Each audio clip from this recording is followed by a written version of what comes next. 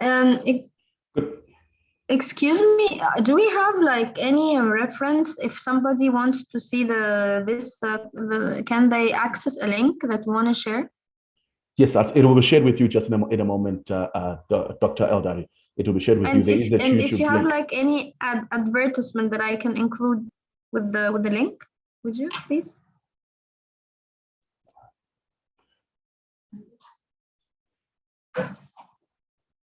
It'll be shared with you privately. It will be sent to you by the technical team. Thanks. Thank you. All right. Good afternoon, ladies and gentlemen. Once again, good afternoon, ladies and gentlemen. Thank you so much for joining us this afternoon for this commemoration and celebration of African foods by African. This year, as you would know, is the year of African nutrition as declared by the African Union. And in Africa Day, which was yesterday, we've been celebrating and commemorating, African foods by Africans. My name is Lawrence Dube, and I'm at the Wits Business School, and I will be moderating this conversation this afternoon. And I hope that we will be able to have ourselves an awesome and a great time this afternoon. It's not really my role to welcome you. That role, of course, will be given to Dr. Nkosana Moyo from Minds, who is the Minds CEO. But at this moment in time, please allow me just as we start the program to just appreciate a couple of institutions that have made this possible. Number one, the Mandela Institute of Development Studies, known as Minds. And if you're looking for them on Twitter, they are at Minds Africa, and the Harvard Center of African Studies, CAS. And if you want to find them, they're at Africa Harvard on Twitter, Africa Harvard. The SADC Youth Forum, SIOF. And if you want to find them, of course, on social media, they will be at SIOF_Africa. And of course, WBS Wits Business School, and especially the CAPSI, and they're at CAPSI, CAPSI_ZA. And those are some of the entities that have partnered with us to bring this great event together. Thank you so much for this great partnership. And I hope that we'll be having ourselves an awesome conversation. Because one thing is for sure is that as Africans, we're very proud. Wherever you are and wherever you're from, I can assure you that every African is proud of where they come from and their own identity. And today, we're celebrating more especially nutrition, the things that we put on the inside of us. And we are going to be discussing also food security. And our guest speaker today is Professor Lumumba, of course, the founder of the PLO Lumumba Foundation. And he will be our guest speaker, which is an exciting thing. And we're really excited to have him this afternoon speaking to us. So please do hold for that when we do start. Ladies and gentlemen, as I said, it is not my role necessarily to welcome you and to also give you an explanation of the seminar today. But for you to understand the purpose of the webinar, please allow me to invite Dr. Nkosana Moyo, and he is the CEO of Minds Africa. He's the CEO of Minds, and they will explain why we are here this afternoon for this webinar. Dr. Nkosana Moyo, over to you if you have entered the room now.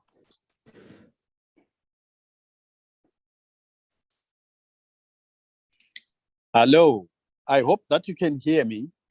Yes, we can, Doc. Thank you so much for joining us this afternoon. We can hear you. Yes, I'm actually joining you from Rabat, Morocco. I'm at a conference and my camera is refusing to connect, but I think it's better to just leave it. It doesn't matter because I'm going to be with you literally a few minutes just to welcome people and maybe just point out a couple of things that I think are important for you to consider as we celebrate today. So with our partners, the University of the Witwatersrand, we welcome all of those who've decided to join on this celebration of Africa Day, using in particular nutrition or African foods and showcasing those. But what I want to point out, and it's coming out in the conference I'm attending here, is an interesting issue. As we celebrate who we are and what we eat, we need to navigate a rather interesting and always difficult space of how we keep what is good about us and accept globalization and extract from it what it has to offer, which may improve what we've got. I have to say that on the whole, we tend to throw away what we have and accept foreign stuff even when it's not good for us. And I think nutrition is a very good illustration of this. We have taken on board over-refined foods and have thrown away our own foods, which are much more nutritious, and the science proves it. I dare say my observation would be that the fact that COVID did not ravage Africa the way it was expected is a further proof that we have got very strong immune systems, because the majority of Africans cannot afford the over-refined foods. And therefore, as a population, we've benefited from eating more nutritious stuff, which has kept our immune systems much stronger. So the balance is an interesting one. We need to welcome globalization, but with caution. And we need also to keep what is ours, not necessarily in a way that does not recognize that there are some things which we can improve on. So welcome and good celebrations on Africa Day. And by all means, let's showcase our foods and nutrition. But as I've just pointed out, let's be discerning, and let's not be over defensive, discerning but not over defensive. So it's an and not an either or approach to what today is about. Thank you very much and welcome again. Dr. Moyo, thank you so much for that. Ladies and gentlemen, as Dr. Moyo says, it's about us, having ourselves a great start. I think to myself, Dr. Moyo, as a young man, I grew up eating sorghum and millet in my village, in my dear village in Plumtree, in some parts of Zimbabwe there. And I have exchanged it for rice and pasta in the corners of Johannesburg, which one might always think is some sense of modernization and getting better. But what is always said is you leave something, and then one day you come and you are now told what you grew up eating is now known as a superfood. Is now known as a superfood in a different region, and is now costing you an arm and a leg. So literally what we've been consuming for many years has always been more affordable and healthier in actual fact. So it's good for you. Thank you so much for highlighting some of those realities of that we are living on. As we modernize, we actually in effect find ourselves entrapped in perhaps very questionable eating habits. Thank you very much. And I'm sorry I have to leave because I literally have to go and join a session. Thank you. That's okay. And good luck. Thank you so much. Thank you so much, Dr. Moyo. Once again, also just acknowledging Mrs. Grasha Michelle from Mines, just to acknowledge her and the great work that they are doing at Mines. Ladies and gentlemen, as we indicated, the purpose of the webinar today is to celebrate African food, talk about nutrition and heritage, and not only just look at that, but we're also looking at food security. Today, our guest speaker and our keynote speaker, ladies and gentlemen, is going to be looking at the barriers to issues on food security, the climate's impact on food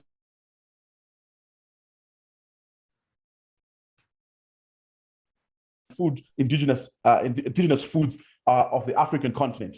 Ladies and gentlemen, Professor PLO Lumumba is the founder of PLO Lumumba Foundation, and is a consultant with Lumumba and Lumumba Advocates, a member of the African Justice Group, AJD, with several thousand speeches in diverse subjects delivered in and outside Kenya.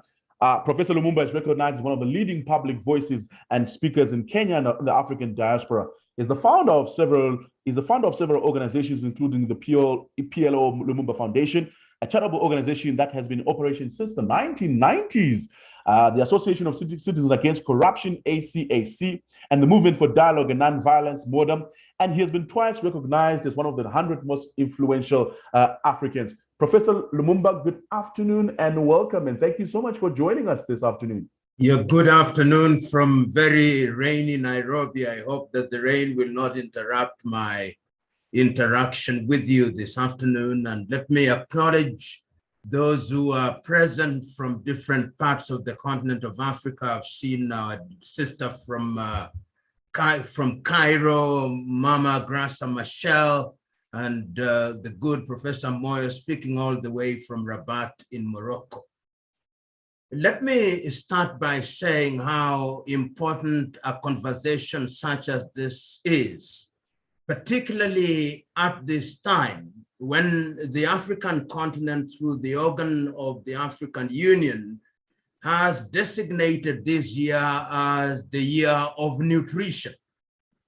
It is to be assumed that that declaration is informed by the realization that if Africa cannot feed herself, and if she cannot feed herself properly, then she cannot play her role in different sectors of the world. She cannot play her politics properly. Our economies will be affected, and in terms of security, she will also suffer. But it must not be lost on us that that declaration making this year the year of nutrition also comes hot on the heels of yet another declaration that was made by the continent in the year 2020, the year of silencing the guns. Unfortunately, the guns were not silenced, and what came and confronted us is the COVID pandemic, which, as you know, ravaged and continues to ravage many African countries, with the consequence that as we speak now, many African countries are suffering from food shortage, from Kenya to Somalia to the Sahel region to Ethiopia and to many other African countries. And indeed, it is projected that this is going to continue for a long time.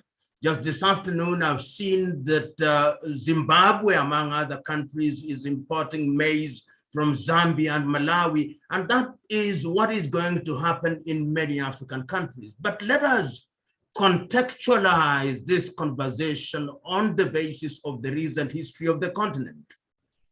We now know that climate change is something that is not science fiction. We now know that over the years, the desertification of the continent of Africa has been continuing. We know that the Sahara has been moving down, and what has happened is that water bodies such as Lake Chad have dried up and continue to dry up, with the consequence that the population that depended on Lake Chad, the fisher community in that part of the world, continue to suffer. We also know that many water bodies have and continue to be polluted. We also know that courtesy of climate change, the weather continues to be erratic, and massive crop failure is being realized throughout the continent. Knowing so as we do, we also recognize that in most of Africa, we still continue to rely on rain-fed agriculture. And the rains, as we know, continue to be erratic. And this is compounded by the many conflicts that continue to go on in different parts of Africa. We know the skirmishes that are taking place in a number of Sahelian countries, in Nigeria, in Southern Cameroon, in the Eastern Democratic Republic of Congo, where a large number of people were killed only yesterday, in Sudan, in the Darfur area, in Tigray, and in northern Mozambique, and in quite a number of areas, even in areas where there is relative peace. So a number of things have conspired against different countries in Africa, which have undermined our food production. But you'll remember that Africa is not only waking up to the reality of food deficiency now. In the month of July, the year 2003, in Maputo, the African Union did declare, under the Maputo Declaration on Agriculture and Food Security, that African countries should spend at least 10% of their budget to ensure that agriculture is improved and that food security is enhanced. Very few countries that I know actually did comply with the prescriptions of the Maputo Declaration. You will also know that globally, when we were talking about the Millennium Development Goals and the creation of the Millennium Development Goals, one of the issues that was given priority and pride of place was to ensure that the household food security was enhanced, and it was also declared that we should, in the process, also reduce post-harvest loss, and to make sure that we depend much more on organic agriculture. But over the years, Africa has not done very well. If you look at some of the largest seed producing companies in the world, out of the top 20, you don't see any African countries. And even the African Union as the umbrella organization has not helped in that regard. At the regional level, when you look at the protocols that have come about on agriculture, whether it's in the SADC region, the ECOWAS region, the East African region, the Maghreb, and in Central Africa, there is not much that we talk about. And all these things conjoined serve, therefore, to undermine the quality of nutrition that we as a continent enjoy. Dr. Moyo, in his very brief remarks, did remind us that notwithstanding that we are part of the globe, it is important to recognize that there are certain foods which over the years have sustained the African continent, and we ought not to abandon them. Today, when I visit a number of African countries, what I'm met with is kenchik from Kentucky in the United States. What I'm confronted with is highly refined food, McDonald's. The drinks that we are confronted with are fizzy drinks, which are full of refined sugar. And we are abandoning some of the things which continue to sustain rural Africa.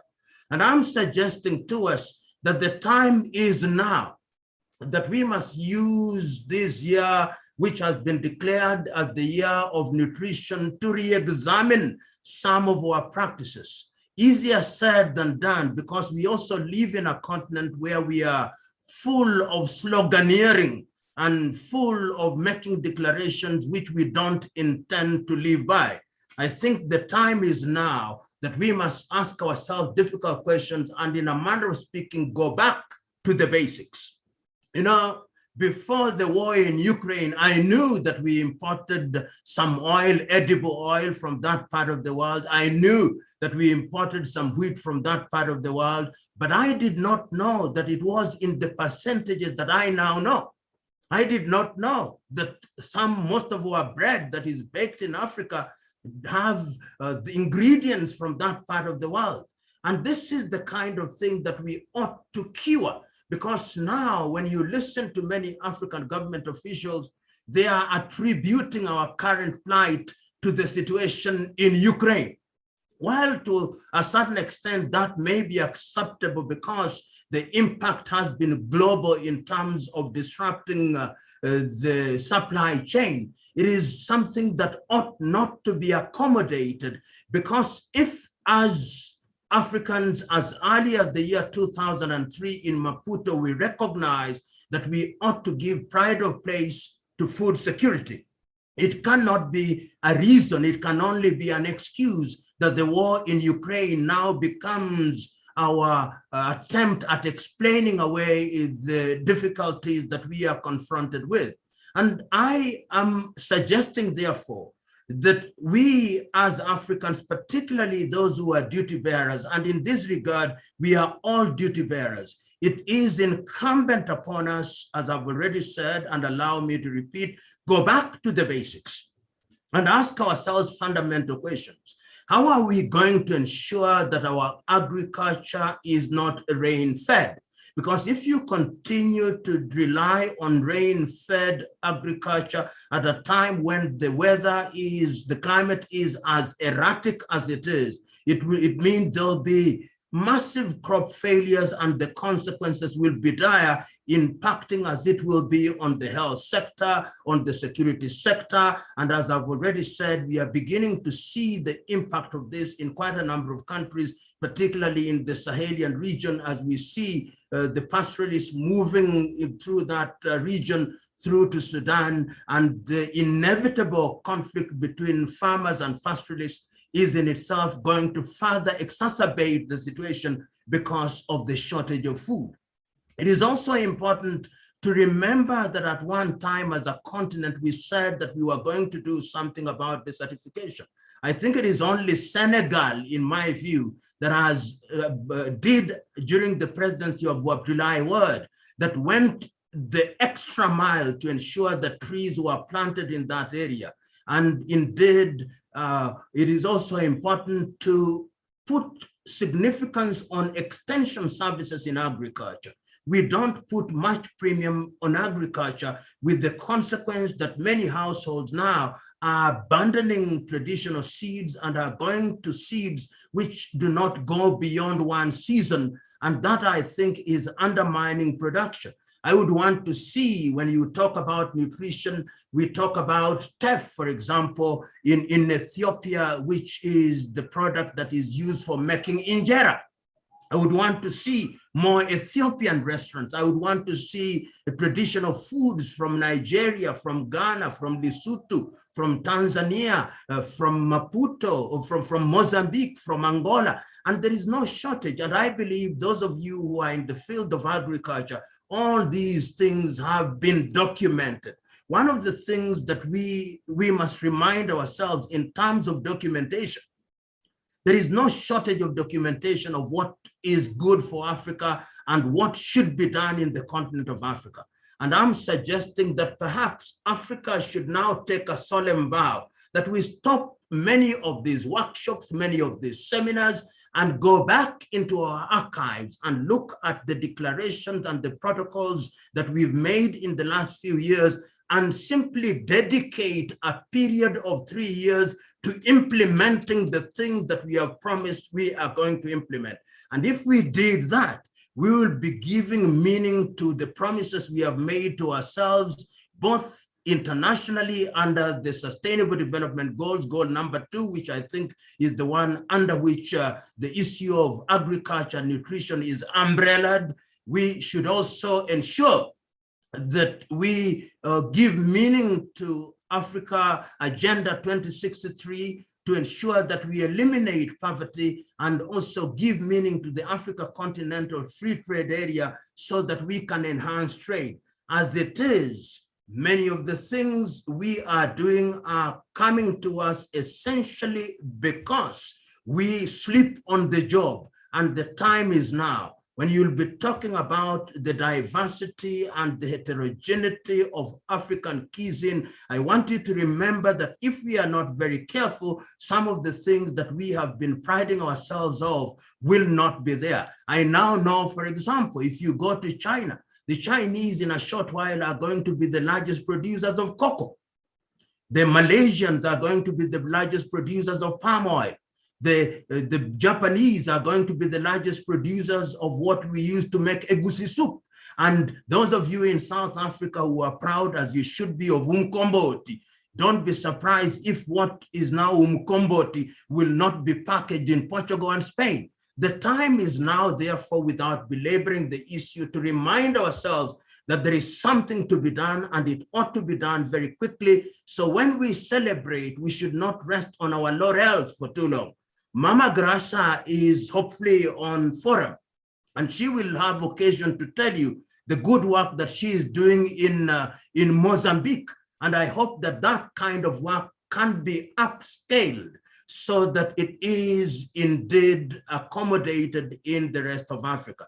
You will remember, I see somebody from Uganda, and Uganda is one of the countries where traditional food has sustained them over a long time. But what I wanted to say, you remember during the short period when Thomas Sankara in Burkina Faso was the president between 1983 and 1987, he said, we can't be food sufficient. I also remember during the short presidency of Mbingu wa Mutharika in Malawi, after he came from the World Bank, he said that Malawi can sustain herself through agriculture. I remember during the short presidency of Samora Moises Machel in Mozambique, it was quite clear that agriculture must be given a pride of place. And even in Tanzania, during the presidency of Mwalimu Julius Kambarage Nyerere and John Magufuli, and even now, that agriculture is indeed the backbone. If we know that this is the backbone, then it behooves us to make that backbone strong. So ladies and gentlemen, let us celebrate this year of nutrition, but let us do so in the knowledge that there is a lot of work to be done, and that we are the workers who must ensure that this is achieved. I hope that during this interaction, critical issues will be raised, and that these issues will find their way into the regional bodies, SADC, ECOWAS, East African Community, the Maghreb, the IGAD, and ultimately to the African Union, so that they can be consumed by those who are involved in agriculture, and that means all of us. Thank you very much and have a good session. God bless you. Professor Lumumba, we can't thank you enough for those words, intriguing, definitely, and thought-provoking. More importantly, as always, you're touching on many important things. One of the key things that you spoke about, issues of rain-fed agriculture in times where global warming is in such a place, where we're seeing, for example, the floods in KwaZulu-Natal here in South Africa. And the question is, how do you find yourself farming in those areas? What will be the future of food security in that kind of area, for example? And there we're talking about excess rain, but in other parts of the world, we're talking, crisis, as you spoke about, people giving, for example, people that have been importing maize. You would have thought 2 years ago, there was a bumper harvest, of course, in the same country in Zimbabwe that you spoke about. And just this year, unfortunately, there was a drought. And these are some of the challenges and the realities of agriculture right now. Some of the key areas, things that you spoke about, for example, is other countries starting to produce better than us. And it's amazing. I was listening to a session just a few hours ago where one esteemed business person was talking about how somehow the things that we have always had in Africa and produced and done so well in Africa, someone else will come somewhere else, and as they have done with minerals, they will do it with agriculture, where we produce minerals here, but someone is beneficiating it somewhere else, and we are buying jewelry from the same minerals that came back from Africa. And this is the dilemma that we are facing as we are speaking now. Are we sleeping on the job? That is the challenge to every African in the room this afternoon, to answer that question of whether we are sleeping on the job. And that is some of the things that I hope we'll be able to interrogate later on when we do have a question and answer session. Ladies and gentlemen, if you do have a question, by the way, or you'd like to put in some remarks, please, there is a Q&A section there, besides the chat box where a lot of you are doing the greetings and obviously telling us where you are from, which we dearly appreciate. There is also a question and answer box where we will be able to later on have a greater discussion on some of the things that you're going to be raising on that. Thank you so much for joining us again. If you've just joined us, Professor Lumumba has just provoked us in many ways, as Africans to think things differently. And as he says, and he asks the question, are we sleeping on the job? And I hope that later on we'll be able to discuss that simple narrative, whether we're sleeping on the job in the sector around food and nutrition. One person who's not sleeping much, I'd like to believe, is Mr. Adamu Labara. And he is, of course, the international the Southern African country manager at the International Finance Corporation, which is a division of the World Bank. Mr. Labara, good afternoon and welcome, and thank you so much. It's over to you, perhaps to share your thoughts around the investment in private sector value add to mitigating food security challenges and climate change, which is what I believe you will be addressing us on this afternoon. Over to you, sir. Thank you so much, Lawrence, and distinguished guests, ladies and gentlemen. Good morning, good afternoon, or evening, depending on where you are joining us from. I'm very much delighted to join this webinar to commemorate Africa Day and to celebrate African food. I'm also very humbled to come after Dr. Moyo and Professor Lumumba, who always not only challenge us, but also uplift and motivate us.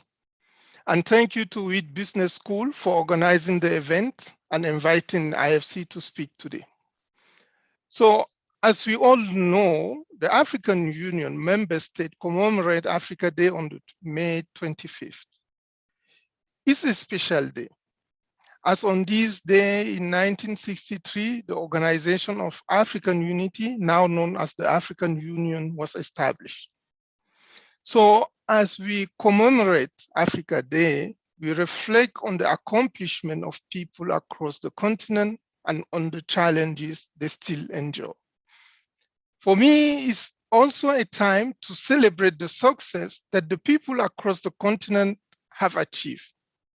We have come a long way, but there is still more work to be done to create jobs for the growing African youth population, to boost economic growth on the continent, and deliver a green and more sustainable future for the next generation. It is our responsibility to contribute to this noble cause. It is therefore a great pleasure to speak today about something I'm very passionate about, and that is African nutrition through our food. Like Dr. Moyo and Professor Lumumba mentioned, through African food. But we need to take a step back and reflect on a few key points about the importance of nutrition in Africa and the role that different stakeholders can play to achieve food security. Malnutrition, for example, is one of the world's most serious but least addressed development challenges.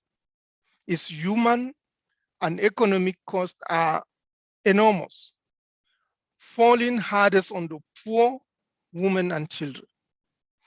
The 2021 Global Nutrition Report finds that despite some progress, diets are now getting healthier and make increasing demand on the environment, while unacceptable level of malnutrition still persist. The high human, environmental, and economic cost of continuing our current trajectory are so significant that we'll pay a far higher price if we fail to act.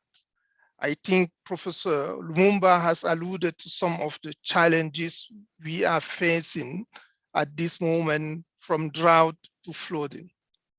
In the past 2 years, the impact of COVID-19 has exacerbated this problem. It is estimated that as a result of the pandemic, an additional 1.2 million African children will be affected by chronic malnutrition. It's an illness that already affects a third of children in Africa. However, not all hope is lost. Healthy, sustainable diets that put an end to malnutrition while preserving planetary health are achievable. One of the long-term solutions in Africa is to build good nutrition into the whole farming and distribution cycle to ensure that enough is produced and that children have access to food. In 2020, 149 million children under 5 years old were stunted. This statistic causes many other developmental constraints, including cognitive deficit and future economic opportunities, including impeding a country's ability to accumulate human capital. Although the prevalence of child stunting in sub-Saharan Africa fell from 48% in 1990 to 32% in 2020, total number of stunted children in Africa increased by 13.1 million during the same period. And this was high fertility rate and lower rate of decline in stunting. The key question for me is what can be done to turn this around and enhance nutrition in a continent like Africa, which is endowed with several nutritious foods. What we need is to establish strong partnership and strengthen collaboration among government, numerous donors, the private sector, civil society group, and the academia, and that to deliver policy and financial commitment to end malnutrition in Africa. Africa exports over 35 billion US dollar worth of agricultural product to other regions of the world, but only around 8 billion intra-regionally, which means across Africa. This can change by enacting policy that will enable the private sector to play a far greater and more beneficial role in the production and distribution of food. So boosting trade in food product among African countries and establishing more integrated food supply chains can contribute immensely, I believe, to effort to end malnutrition and achieve food security. This will not only solve food supply problems, but also lead to affordability and price stabilization. We are seeing the effect of conflict in other continents that are having an impact on the food we are having in Africa. The private sector in Africa can play a major role to ramp up more effective and sustainable financing for nutrition. To achieve nutrition target and leave no one behind, African countries will need to strengthen accountability for nutrition actions and results. We need to ensure that there is adequate investment in proven intervention, particularly those that focus on ensuring optimal nutrition in the critical 1,000-day window between the start of a woman's pregnancy and her child's second birthday. Investing in nutrition in Africa will lead to a lifetime of gains for the continent. We need, therefore, to strengthen African food system to make them nutrition sensitive so that at every step of the chain, from the production to transformation, transportation, and consumption of food, mechanisms are put in place to ensure that what we eat all across Africa is nutritious. So encouraging the diversification of production to include vegetables and fruit is one good option. We also have to make sure that the seed and techniques used are adaptive to climate change. Another option is the biofortification of staple food crops to maximize the nutritional content of crops such as millet, sorghum, maize, or sweet potatoes that are eaten on a daily basis in rural Africa. Lawrence mentioned what he was having as a child. Undernutrition is largely preventable. It's therefore urgent to act so that the progress we made in reducing hunger and nutrition in Africa in the past decade are not lost. Africa's human capital is at stake. At the same time, we need to ensure that our efforts are more sustainable and avoid negative impact on the environment for the sake of our people and the planet. I look forward to seeing the variety of African nutritious food that will be showcased today and to take a virtual tour on this food journey with everyone. Sometimes when I travel, in my bag, there is always some food that I take from one place to another of Africa, across Africa. Thank you very much for the opportunity. Adamo, thank you so much for that challenging and provoking, speech. And of course, you've spoken quite a number of challenges that we are experiencing in Africa, issues such as chronic malnutrition, which is on the rise all over Africa, and we need to find ways of dealing with that. You've highlighted some of the issues such as strengthening collaboration for finance and policy alignment, and obviously also the need of partnership between government and policymakers and also private entities. And I like one of the ideas that you also spoke about, which is of bringing in what we've always eaten in our rural areas into our urban life. And I'm glad you have spoke to that. If I may ask, Adamo, what's a good home meal for you?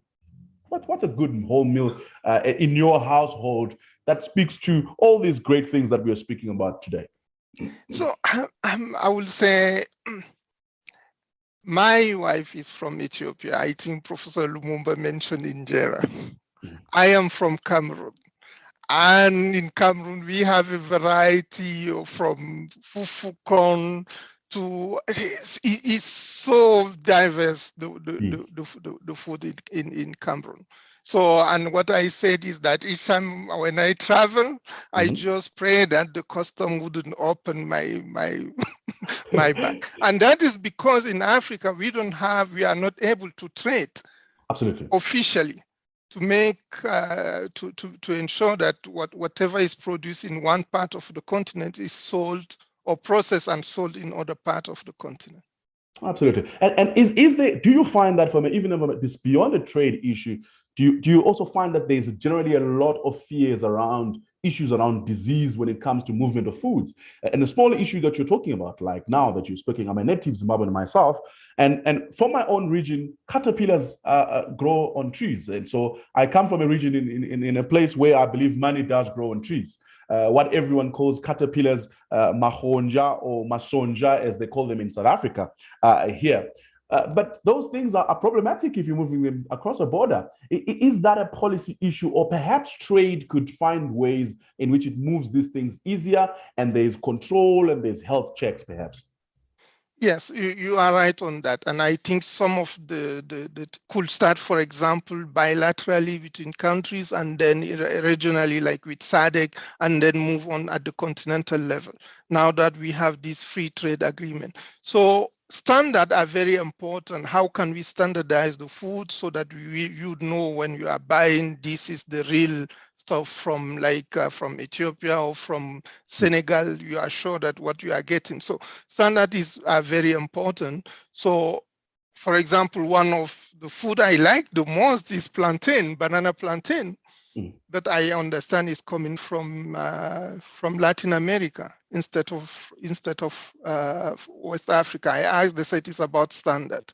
So those are some of the things, and health, as you mentioned, safety and other items that if we were to focus or in a very, as I say, collaborative manner, the private sector, the policy makers, the NGOs, and all the good minds, we will be able to solve the issue. Adama, thank you so much for your thoughts. Really appreciate it. Thank you so much for your thoughts. Really appreciate it. I believe that Prof Lumumba is still in the room, perhaps. Prof, you are still here, or perhaps I know you had to dash somewhere else, and that's why we couldn't have a question and answer with you. Are you still in the room, perhaps? I know one or two people want to. I'm still here. I can take a question or two. Perfect. Prof, thank you so much for if I may, let me give the question, let me take the questions already, because I thought you had gone because there was an assumption that you'll be touching somewhere else. I'll leave shortly, but I can take one or two. Prof, here's a question, and I like this from Amanda Mahoka. She says, how do we make agriculture in general fashionable, especially in our rural areas? Because somehow in our new modern life as we're moving on, agriculture is not as fashionable as it is, if I must say, in terms of a degree choice. We're all trying to do a lot of things, but how do we make agriculture fashionable? You see, what intrigues me is that agriculture is not fashionable, but eating remains fashionable. So if we can make that linkage, I remember seeing a video clip of a young lady, I think she was from Uganda, and she was holding up some book that was produced. I don't know whether it was by the African Development Bank, one of the agencies. And on the cover of that book was an old lady and an old man. He said, how do you use this kind of communication to tell young people that agriculture is indeed fashionable? And I think the communication aspect of it is very important. You will remember in the 1960s, mid even up to 1980s, one of the most important things was that agriculture and faculties of agriculture at university were treated very seriously. And even in primary schools, I remember, you must remember that you had a plot at school which you went and planted cassava or something. I think we should go back to those basics and have dedicated institutions for agriculture. A number of universities in Kenya, for example, we had a college which was diploma called Egerton University, and certificate issuing in Tanzania. You had the Sokoine University of Agriculture and Technology. Right now, if you go to many faculties of agriculture, the admission, the numbers are dwindling. So there must be a deliberate effort. And this year of nutrition is particularly important to ensure that younger people are encouraged to engage in agriculture. And to me, it is communication, and to make the people know that agriculture can provide a very solid and predictable source of income, whether you are talking about poultry, whether you are talking about horticulture, whether you are talking about aquaculture.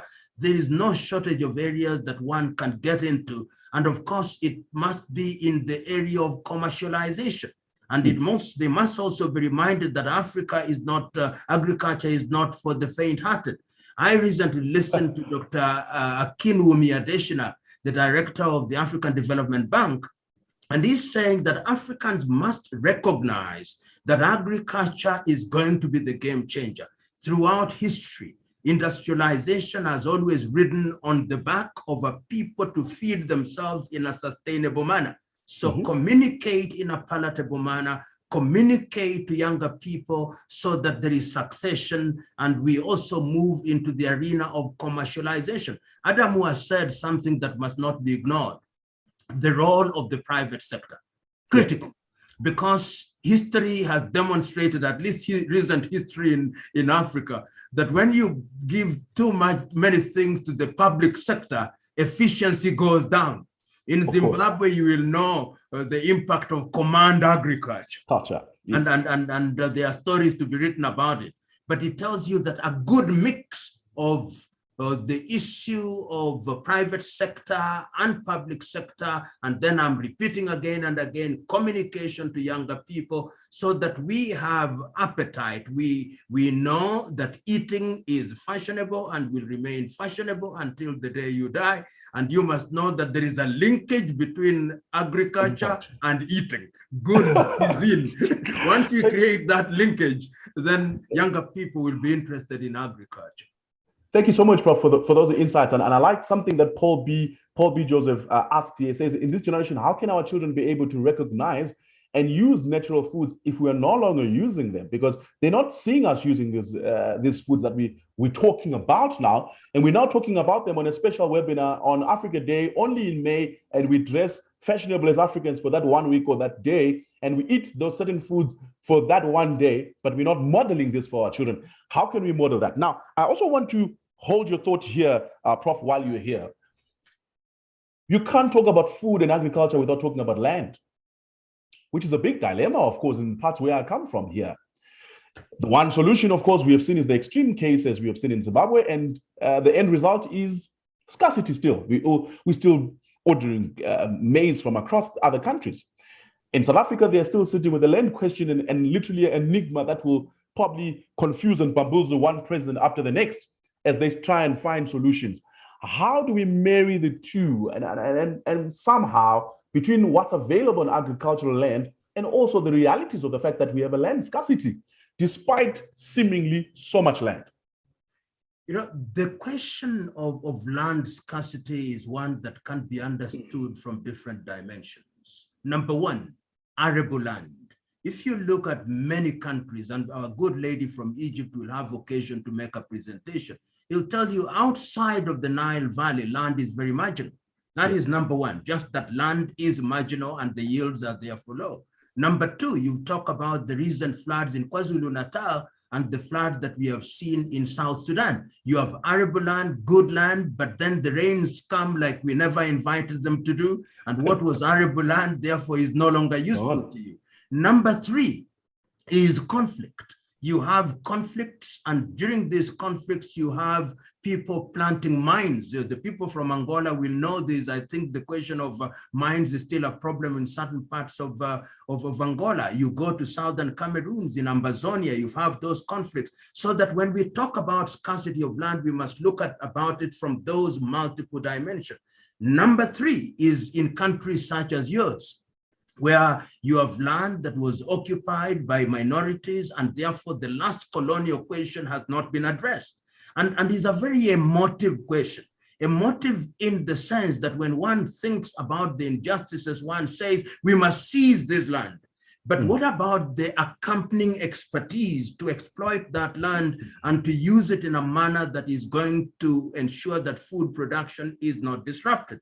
So I'm all for having redistribution of land, but there must be a very clear plan on how that is going to be done. And there is no one size fits all. We can borrow from different experiences. The kibbutz in Israel is one of them. If you take, for example, 2,000 acres of land in Zimbabwe, how can you create a cooperative which ensure that there is a commercial element so that they are not subdivided into non-economic sizes? So these things are things that we know about, but I can't say that I can't agree with you more that the size of land is going to be issue. And there are also other innovative ways of agriculture, both vertical and horizontal. So in urban areas, what about urban agriculture? Is that not something that we can think about? Yes. So I think that the men and women who are present in this forum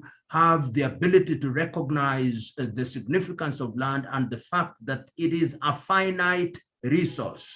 We are using fertilizer and other agents and the productivity is going on. Remember that one of the things that we suffered from the colonial experience is monoculture. And monoculture has had a negative impact on food production. Recently, as I conclude, the former president, the president of Uganda, Yoweri Kaguta Museveni, said half in jest, half tongue-in-cheek, and half in seriousness. When somebody talked about the cost of bread, he said, eat cassava. There was a message that he was sending there.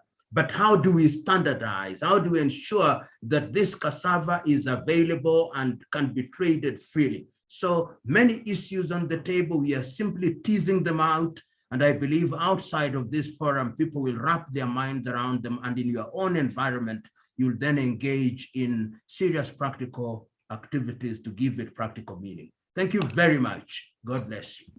Thank you so much, Prof. Much appreciated. Thank you so much for your insights. We dearly appreciate the wisdom, and I'm sure we will continue the conversation with those that are here. Adamo, I want to bring you in here for 2 seconds while I have a chance of questions. I know we're going to come to the video in 2 seconds, please, my colleagues. Dr. Eldari, please do stay with me. We will come to you in a moment. Adamo, someone raised something very important here. Cesar Zulu says, Prof mentioned that we need to do more than sloganeering, which is, the usage of slogans. Land is the economy, for example. Some of the slogans that we talk about, agriculture is the next level, on all sorts of things that we tell people.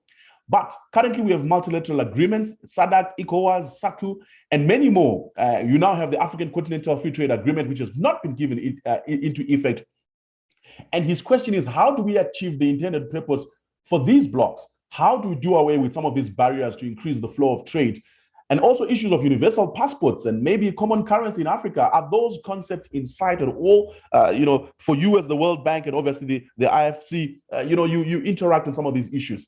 What are some of your thoughts around those things and those blocks that we continue to have, but seemingly having no effect on what we're trying to do around food security and agriculture? Okay, thank you so much. Very important topic. So for me, it's really starting when it comes to agriculture, starting with regional value chains. What could be, for example, grown in Zimbabwe that could be sold in South Africa? What could be, for example, if you take the livestock, what could be done between Namibia and South Africa? If you take horticulture, what could be done between Lesotho, South Africa, Eswatini, South Africa? So that is where we start. And the private sector, I can assure you, is ready. It's ready to move, it's ready because they see that as opportunities. But we need now government, really government to see it, and within the framework of the different regional organizations, to really promote those type of exchanges. So, and for me, even the standard, the two countries need to sit down and agree on standard, what will be the standard for this. So once that is done, I think the private sector will move very quickly. I know that on the manufacturing sector, there is a very quick move to do that. So that could also be applied on the agri sector. So for me, then from one region, then it will be SADC. Then after that, we will move to perhaps Southern and Eastern Africa, and gradually you have the entire continent blocks to be connected. But yeah, if we try to do it right from at the global level or continental level, there could be many other challenges. But yeah, I think country to country and then regional, just identify 2, 3, 4 value chain and start with those value chains. Adamo, thank you so much for your thoughts. Really appreciate it. And I'm sure we'll continue to discuss them. I want to provoke something around private sector involvement. And this is a simple theory, and I know I'm being simplistic. We will discuss this, and I'm going to provoke you, and I'll come back to you later. The private sector always navigates to where the dollars count. The question is agriculture perhaps and nutrition and the things that we think are nutritious profitable? Let's talk about it a little bit later. But for now, let's go back to some of the showcasing of African recipes and cuisines and producers of indigenous foods, ladies and gentlemen. We're going to be showing you some videos from a number of places. One from Botswana, Atang Modirila Dilo from Botswana. And we're going to be also seeing a video also from Smangile Tomela from Lesotho. Lindsay Kachita Jere from Malawi, and also Faith from Kenya, and Jipsari from Nigeria, who will also show us what they have been doing. And then Dora from the DRC, of course. These are videos that we're going to be showcasing right now. So all the way from Southern Africa, from Sayoj, Rutendo Mashandu, from Zimbabwe, Atlang Modiradilo from Botswana, Semamgile Domela from Lesotho, and then from the East Africa, of course, I mentioned Kenya. From Kenya, Faith, and then from West Africa, we're going to be seeing some cuisines from Nigeria. And of course, Central Africa, we are also going to be seeing food from DRC, from Dora. And then in North Africa, after the videos are done, we will hear a little bit from Dr. Mara Al-Dali, who will be sharing a couple of their own cuisines and special foods that they have in their own geography. Over to you, ladies and gentlemen. Let's have a look at some of the great nutritious things that we have in Africa. Here we go. My name is Dora Ventoto. I am originally from the DRC, from the Bandundu province. I own this little business called Esingo. It's a catering company. I deliver throughout Johannesburg and Pretoria. Today we will be making a very, very, very famous dish from the Congo. Ngai makayabu, also known as snookfish, and fufu, also known as pap. What I like about this meal is the fact that you do not need a lot of ingredients to make it. It doesn't take time, and it's also very delicious. We're gonna add our palm oil and just a little bit of oil. We're gonna add our chopped onions.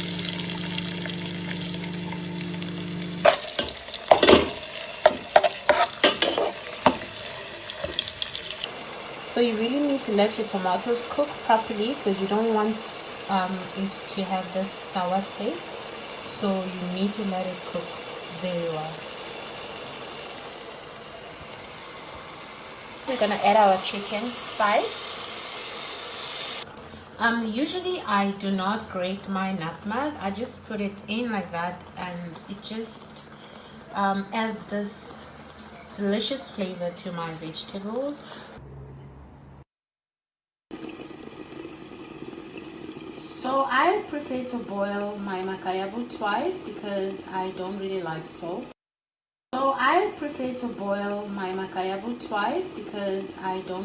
salt. So it depends. You can boil it once or twice or 3 times depending on how much salt you can take in. But I always advise people to boil your makayabu, twice.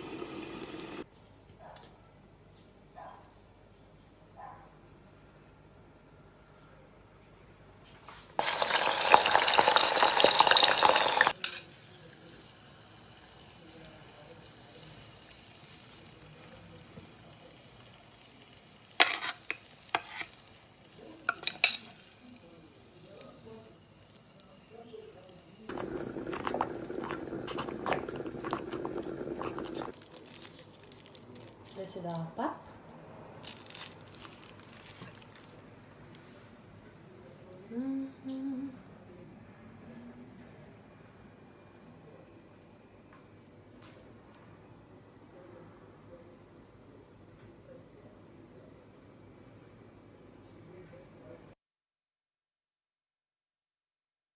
Hi everyone, my name is Lindsay, and today we'll be cooking one of Malawi's very well-known traditional dishes, which is a sima.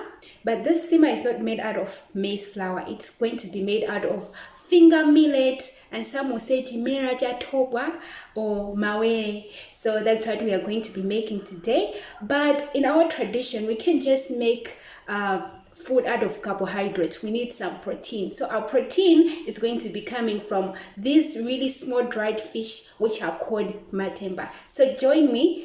So first of all, soak the fish in hot water and then fry it in hot oil until golden brown. After it's been fried golden brown, then you can now fry your onions in the same pot that you fried your fish until it's caramelized, and then add your grated onions and a pinch of salt to taste.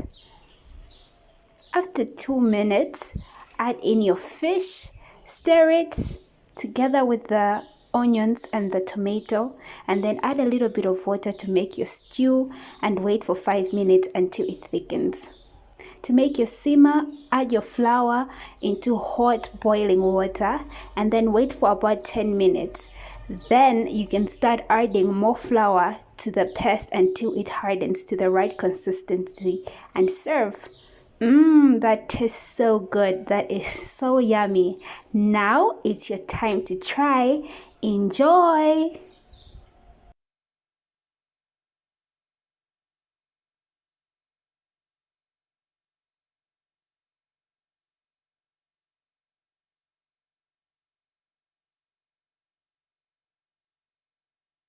Hello, my name is Mangala Damela. I am from Lesotho. I am a Mosotho. Okay, so I prepared a meal, Sotho meal. I'll explain what we have here. We have our famous steamed bread, very delicious, very delicious. We simply steam the bread and not bake it. Yeah. So here we have pork trotters. Usually we call them ditlhakwana in Sesotho. This is our famous snack. Sesotho love trotters. This is simply pork feet. Yeah, we love this. Okay, I'll move on to our beverage. Our famous beverage, we call it mutoho. It's served cold. Here we prepare it in a way that we have a mixture of flour, yeast, and warm water, and then it ferments overnight, and then the next morning we cook it. We cook it with warm water. We stir until it is fine, until it is ready to eat. Yeah. So we move on to our pumpkin.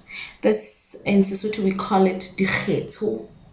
This is our famous and very nice mokopu wa dikgetho. Yeah, mokopu wa dikgetho, but it's the usual pumpkin.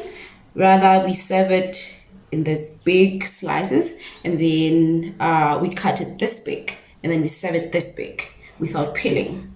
So yeah, that's that. We just season it with salt and a little of cooking oil. Thank you.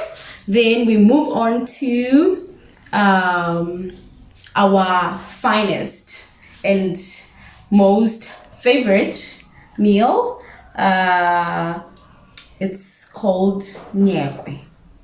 Here we have a mixture of beans, sugar beans, brown sugar beans, and sorghum. This one, it's usually used as a staple food. So yeah, it's served warm, and yeah, this is our meal. We love our meals. Yeah. So let's enjoy. Let's enjoy. This is Atang from Botswana. Atang Mudiradilo from Botswana, the peaceful country. So this is how I'm going to prepare our traditional cuisine or African cuisine, particularly our national food. I have here my fermented sorghum, and this is our moroho. We call it moroho, and moroho, we make moroho from our bean leaves. This is how we make it. Just prior to harvesting, we harvest the bean leaves. We partially cook them. After partially cooking them, we dry them. But before drying, we crush them. We crush the partially cooked leaves and dry them. So this is the final product after drying. It's very, very nutritious. Okay? It's our traditional food. It's our traditional vegetables. So this, can you please come here? This is our sorghum. This is just the sorghum that you know. This is the powdered sorghum that we all know. I took the powdered sorghum to ferment it to make our traditional food. I pour in water and let it ferment for 2 days. And this is the final product after fermentation. We're cooking it with my vegetables. Okay? So I won't need anything exotic or any foreign thing. I'll just use my salt and my cooking oil just to give it flavor in both of my dishes. So first of all, we pour in water in a pot. This is my beautiful pot, and let the water boil. Just after boiling, I'll be putting in my fermented sorghum to make our cooked bohobe. It's so delicious. Okay, then from my moroho, I'll just put it in my coming up soon. Nice. Everything is nice, as you can see. Okay, our bohobe is almost ready. Let me check my moroho. Yay! I'm now going to switch it off, okay, because it's ready.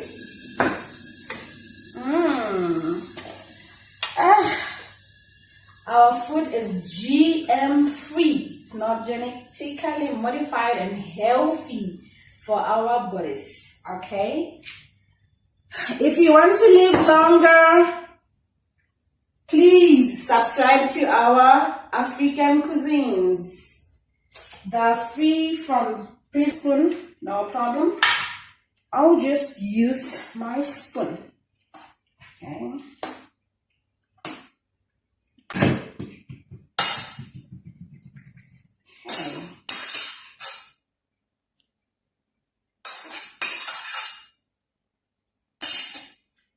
Ooh la la!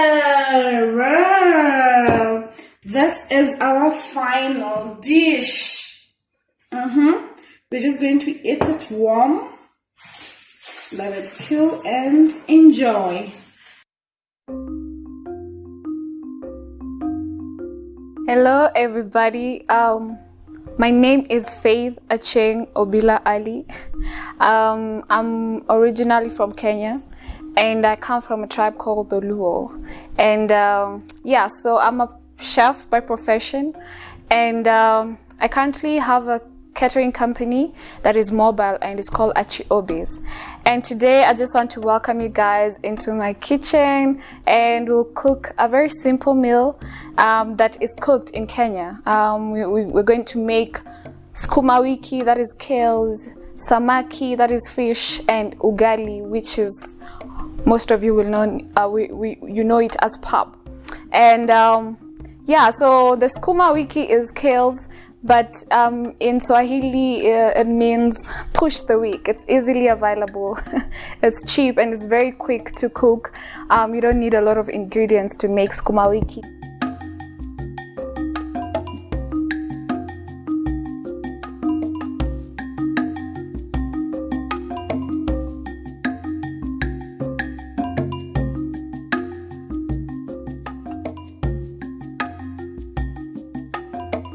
Pap, which we call it ugali, we make it very different. It's a little bit hard compared to pap. Pap is a bit softer.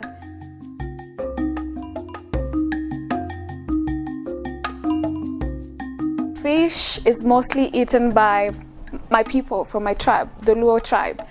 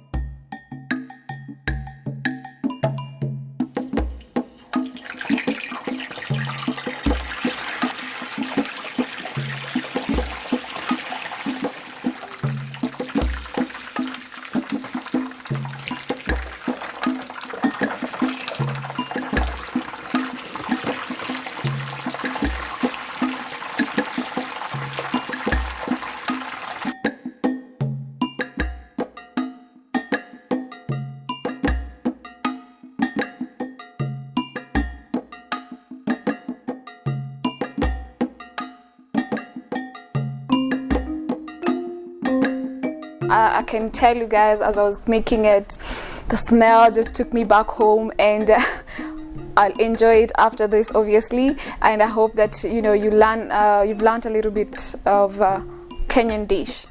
Thank you.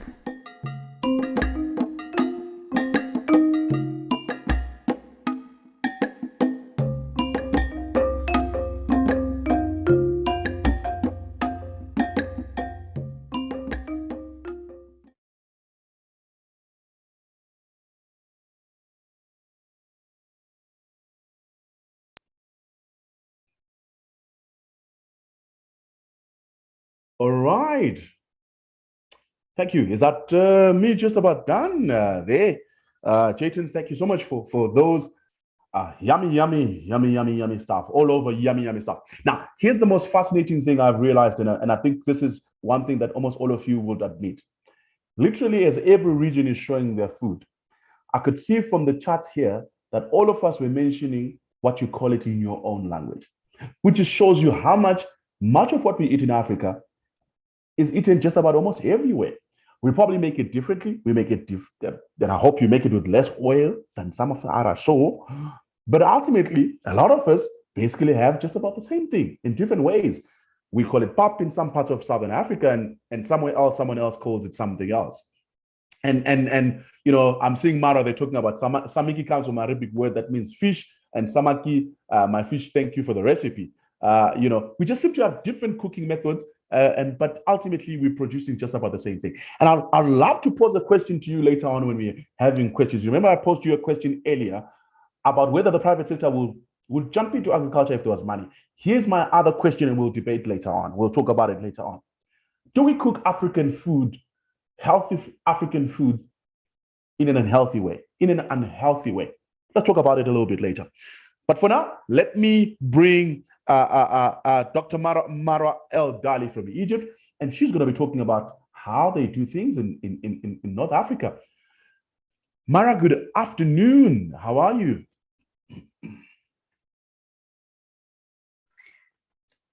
Good afternoon. Let me start my video. Yep. Hi, everyone. Hi from Egypt. I'm very, very happy to be with you and that you haven't forgotten Egypt. Absolutely not. In the north, because we're always left behind when you guys talk about Africa, which is very annoying because I feel very African in heart. Definitely. Let me share. I haven't prepared a recipe in a video. However, I prepared a presentation to orient you about our food in Egypt, and I will tackle what you have just mentioned, that the healthy aspect of our nutrition. Absolutely. I mean, okay.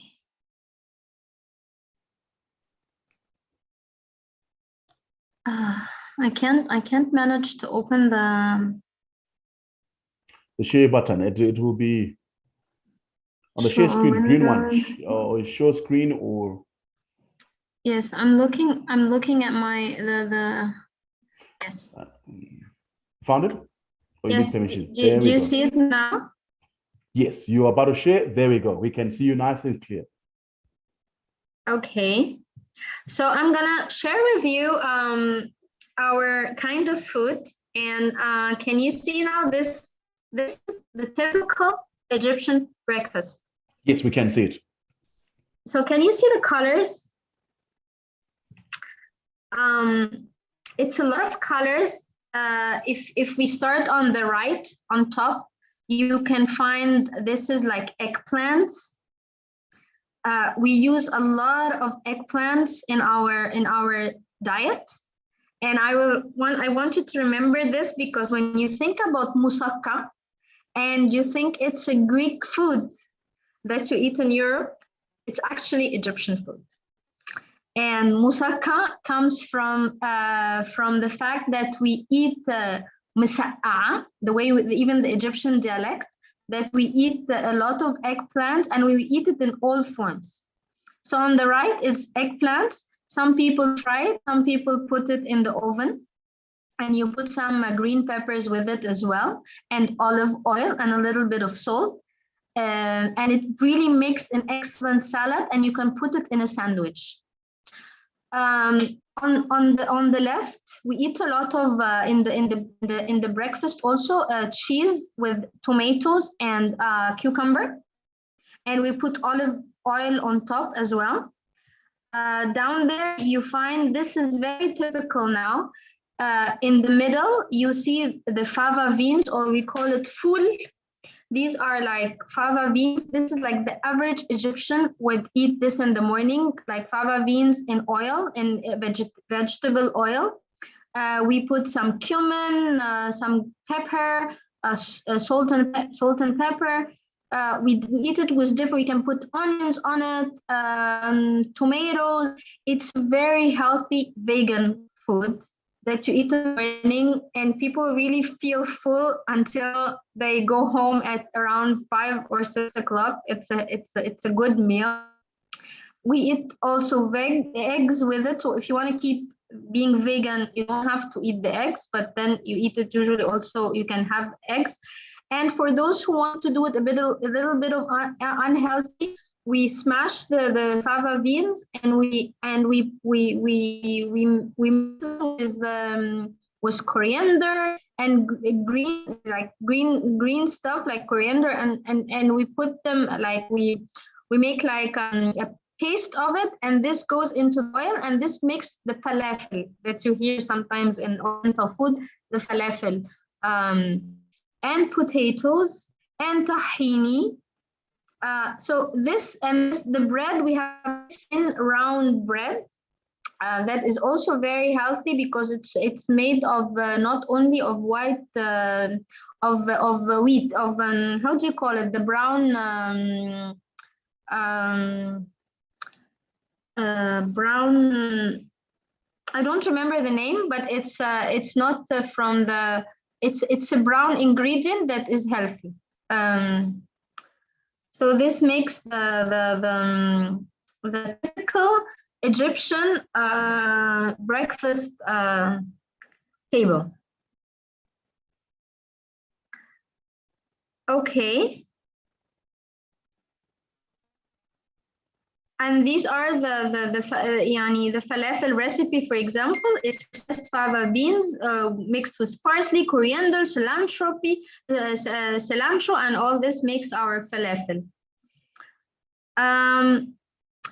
This in the morning. When we go to lunch, I give you also very different options for lunch, because our lunch also in Egypt is very is very vegan as well. Like really eating meat and chicken and all this is really Western influences. It's not the typical Egyptian food, which makes it really interesting, because with the introduction of this eating habits that are healthy and people try to move towards vegan food, we had this very chic restaurants that they say we are vegan and stuff and vegetarian, and then we looked at our very local food that is in every street. We found that we invented the idea of having vegan breakfast, vegan lunch, and we didn't realize until it became fashion.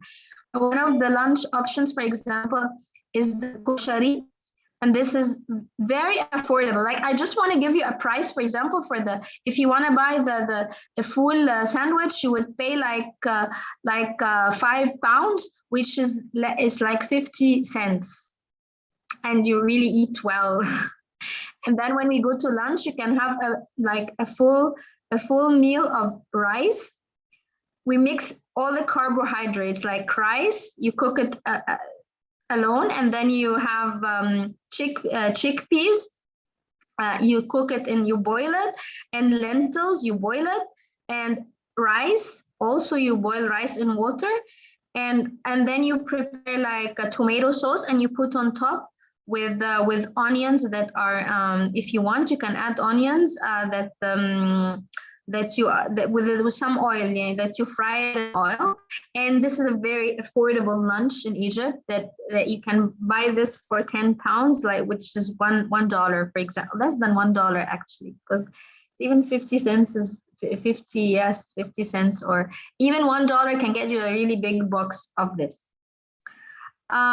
We have lentil. We eat a lot of lentils in Egypt, and it goes back. If we want to speak about philanthropy, most philanthropies in Egypt and in many of the North African countries, we had soup kitchens, and lentil soup is one of the things that soup kitchens would provide for the poor.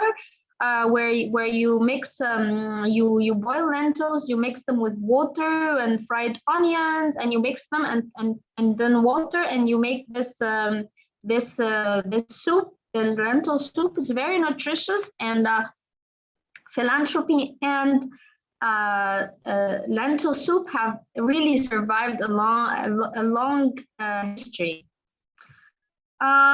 We have something called bisara. This is done from fava beans as well. It's a very delicious lunch meal. Fava beans, parsley, cilantro, dill, onion, garlic, and cook them together, olive oil, and it makes them, and it gives you this bisara. It's really typical Egyptian, and it's really yummy. We have also vegetables that I don't know if you heard about them. This is called kos. It's in English translate into taro root.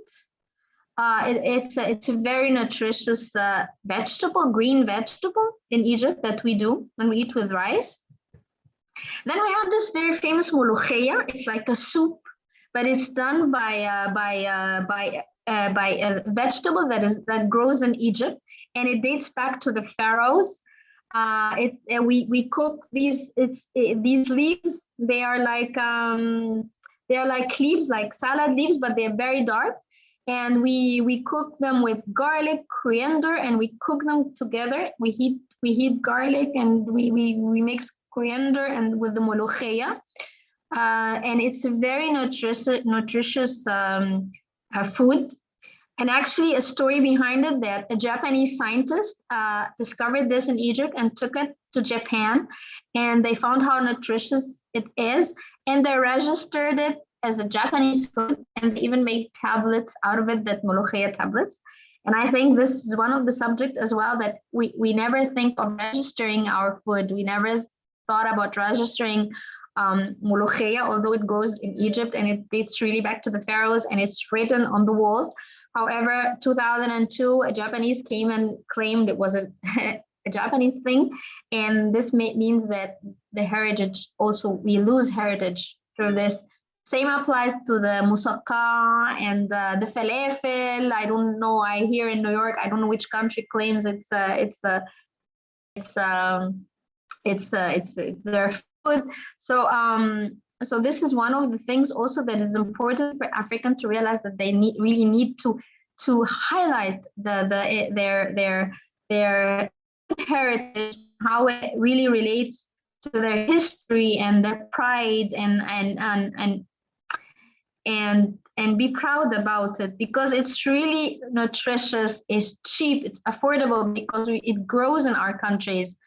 And this is a picture also of moussaka, and it shows you how rich and colorful our foods are: eggplants, tomato, potato, onion.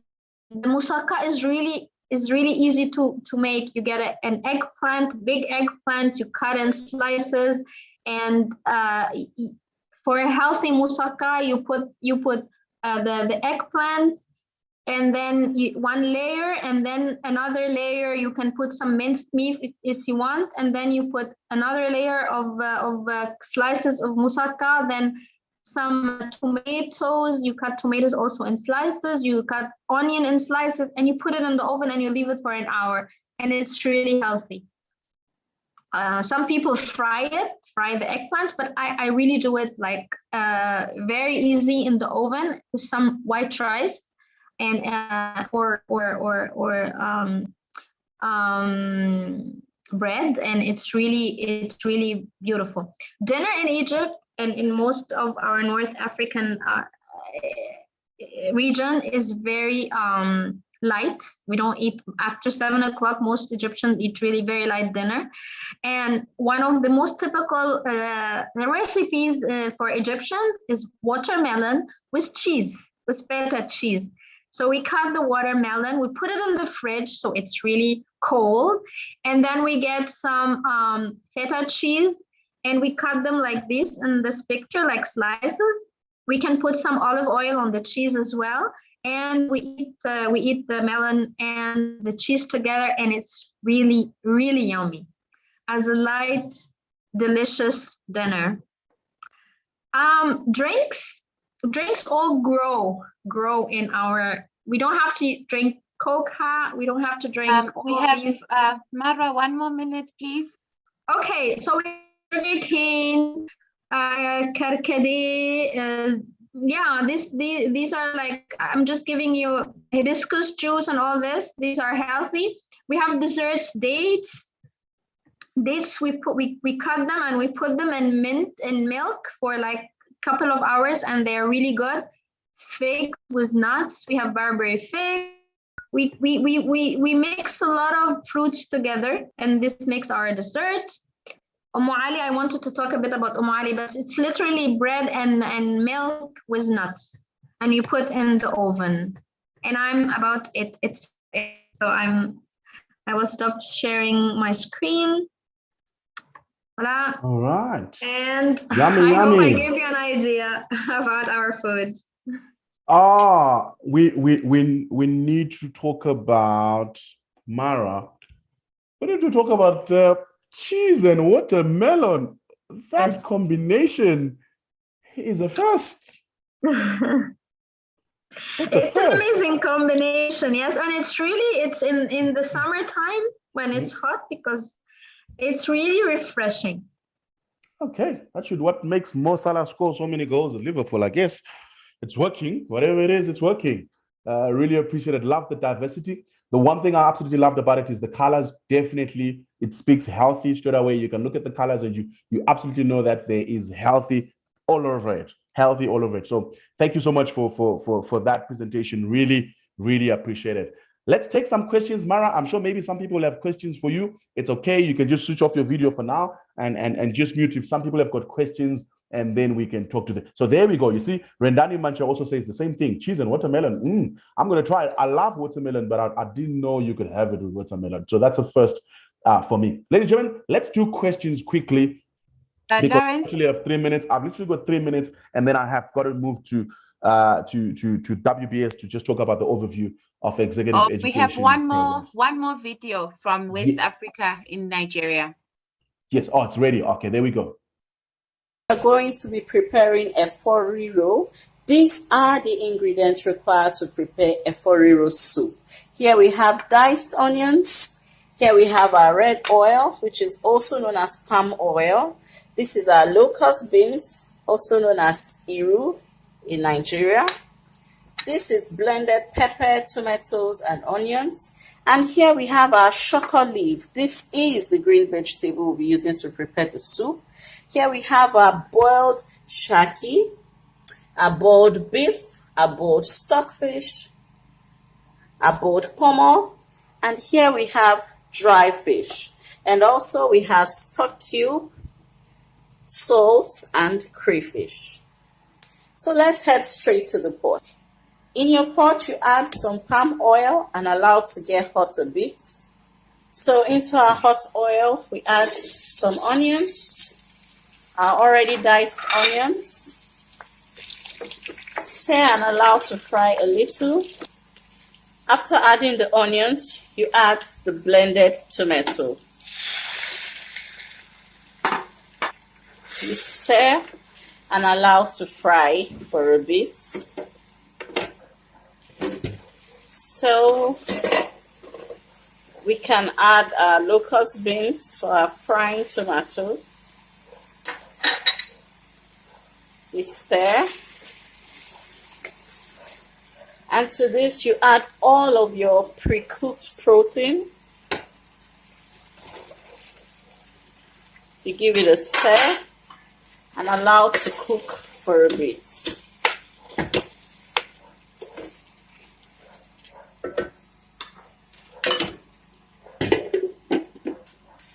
So after we've allowed this cook, we add our stock cube, our crayfish,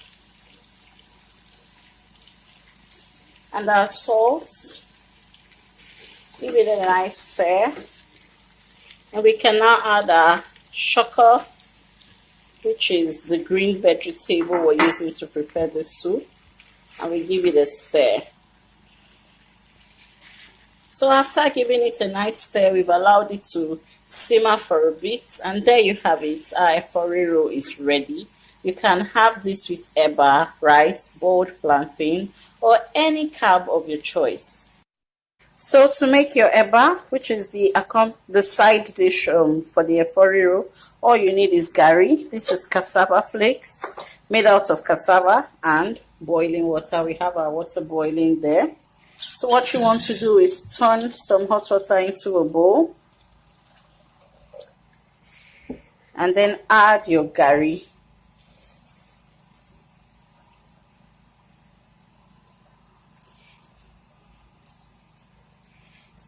Then you cover for a bit and stir. So you stir till everything comes together nicely like this. Can you see that? So there you have it. This is eforiro served with eba. Eba is made out of gari flakes. And we also have eforiro served with rice. You can have eforiro with any side of your choice. I hope you have learned from this video. Thank you. Hey, awesome. Some Niger food there. And of course, that a number of meats all in one in there. I've always had a fascination on how you can have so many meats in one place. And the Egyptians on that side, Mara, was I wrong or not? But I did see, and I think someone did ask the question. You don't seem to have a lot of meat in Egypt, do you? Do you have meat-heavy meals in general, like perhaps our Nigerian counterparts would probably have? And a good side of us Southern Africans like to have a lot of meat, although we don't grow any big. I don't know why, but in general, you don't seem to have a lot of meat in your meals. Is that correct, or was I wrong? Actually, we do eat meat in Egypt, but it's our local traditional food is not based on meat. It's really based on vegetables and even what you call junk food. If you want to go to a typical junk food restaurant, you would buy fava beans, falafel sandwich. You get this kushari. We realize it's really based on more vegetable. We eat a lot of vegetables in Egypt, and we have a lot of juice stores. You can pass by anytime and you drink any kind of juice that you think of. Melon juice, made from fruits. Yes, a lot of melon juice, gawefa juice, mango juice. Anything, any kind of juice. Meat consumption is not very strong in Egypt. Would you say, George Butulezi asked this interesting question? He says, is fish fish is equivalent of chicken in North Africa? Would you say fish is also popular in North Africa? Yes, it is popular because we have the Mediterranean Sea. Yeah. So when you go in the northern part of Egypt in Alexandria, it's and all the Canal region with the Red Sea, of course, it's we eat. I come from a family personally that we eat at least twice fish per week. In the summer, we avoid it. We eat it more in the winter time. However, we do eat a lot of fish as well, and you have a lot of markets, very simple markets where you can get affordable prices for like I was thinking, for example, if you calculate, if you pay for a McDonald's meal, you pay like £150 for a meal, for one meal.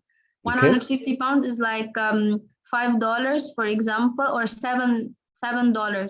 Yes. With 150 that you invest in one McDonald's meal, you can buy 1 kilo of fish, of filet fish that can make a whole family of 5 people eat. Mara, hold your thoughts there. Thank you so much. Thank you so much for sharing your views. Really appreciate it. Teresa Moila, I love Nigerian dishes. In fact, me and my partner buy the local Nigerian restaurant once a week and tuck in. Yummy. Nigerian food, definitely. A lot of spice and a lot of things. One of my good friends of mine, when he's here, I eat so much goat meat for the whole year in 1 week because of how much he loves Nigerian meat and ogusu soup and other things. All right, let me take some questions while I'm here before I then, and I'm just going to do a couple of only. I'd like to ask if it's possible to make a rat farm in Lesotho. I'm not too sure about that. I'm not sure if I have expertise on Lesotho on this one. Really nice to see different dishes, but just wondering about the health aspects. Many of them are cooked by frying a lot of oil, and a number use maize, white maize, flour, rice. Is that healthy? Is that not what we have heard from nutritionists? So Lucy Muyoeta, you are bringing exactly what I asked earlier. Is it that Africans, sometimes we seem to take very healthy food and we dump it in not so healthy elements, such as oil in this case? I don't know who I'm going to throw this one at. Adamo, you're going to be my victim for this one for now. Are we perhaps sometimes as Africans taking our very nice food and then adding the sunflower from Ukraine and Russia to make what may not be as healthy as we intended? Yes, I think if there are 2 main lessons we got either from the COVID and from this war is in Ukraine, is that we really need to come back to our own food, which honestly, when it comes to taste, when it comes to, and we've seen all the recipes, right? When it comes to health, there is no comparison, right? It's very, very nutritious, very healthy, and it's grown sometimes in the backyard. It's about now, how do we need standard, we need quantities, and we need open markets. And I'm sure a lot of you've seen the videos of some entrepreneurs already cooking, and some of the recipe, maybe some of the ingredient, they are trading them, bringing them from different countries. Yes, so I think that is the way to go for me, really, and really support entrepreneurs who want to go into that sector. Awesome. Thank you so much, Doc. Thank you so much. I think some of the questions we already had thrown to the Prof and yourself earlier on around agriculture and how we make it more attractive and how do we make it healthy. And I guess, it'll be interesting, of course, Lucy, to get some responses to your question, which is, are we perhaps not always sometimes taking very nice and healthy food and putting it in unhealthy in oil? And is there a better way? I think that's one of the questions we need to be talking about at some point. Is there a better way of making some of this food? Is there a better way of processing some of this food so that we have it a little better? But thank you so much for those comments. I'm mindful time might just fly away. So I want to bring my Wits Business School colleagues, Professor Jacob Mati, the Deputy Director of the Center for African Philanthropy and Social Investment, if he's here, and Dr. Kiratile Mokhoti, the Program Director at African Philanthropy and the Executive Education Programs. And I know they want to just talk to you about some of the philanthropy offerings that Wits Business School has as part of our conversations today. And I'm sure a lot of you who are playing in the philanthropy space, playing in the nutrition space, would probably be interested in saying, hey, what could I do at Wits Business School if I want to study, want to interact with some other people? Then after that, I will also hand over to Betty Carr from the United Nations, the Deputy Director for Supply Chain Operations in the United Nations World Food Program, who will give a vote of thanks and perhaps a way forward from the thoughts that people have brought today. Over to you, colleagues, if you are in the room, if you mind.